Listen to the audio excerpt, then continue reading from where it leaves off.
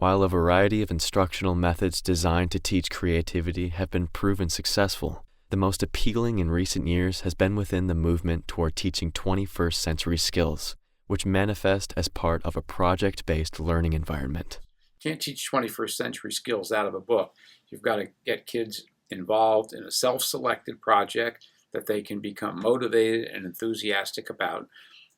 You've got to give them the kinds of tools that make them investigative thinkers rather than just simply accumulating and storing knowledge so they can spit it back on the test. In a survey of film students who participated in a project-based learning environment to produce content for a student film festival in the state of Connecticut, 68% listed creativity or problem solving as the #1 skill developed as part of this process. While project-based learning has many different variations, which include problem-based learning, design-based learning, and more recently, challenge-based learning, they all share the goal of challenging students to explore a real-world problem as part of a student-centered environment that remains absent of any predetermined outcome.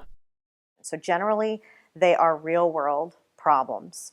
You want to try to find something that has applicability in the world, so it has relevance to the student. Yellow, the white is for explore questions.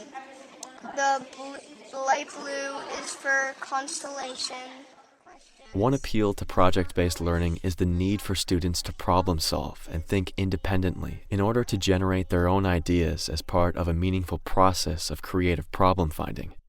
I'm often baffled when I hear about teachers that send their students home at night and say, come up with 5 ideas for your project tomorrow.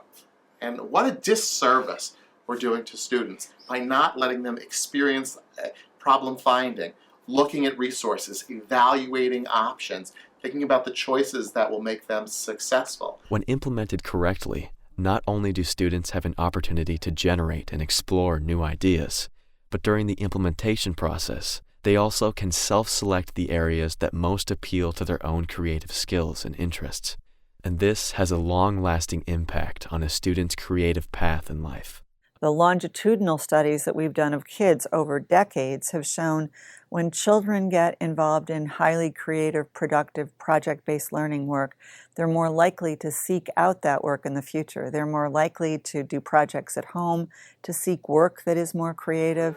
See how they have like pumpkins in the pumpkin? You could do that. What are you going to do for them? I don't know. See, that's... Another appeal to project-based learning is the existence of a student-centered environment, where the teacher merely acts as the facilitator of the learning process, a role very different from the teacher-centered approach that has manifested in a world of accountability and assessment. You can't do good project-based learning in a step-by-step method. These are ill-defined problems that hopefully the teacher has no idea what the solution is. And the direction that the students take the work is critical to that process. So if you don't know the recipe to solving a problem, that's a great thing.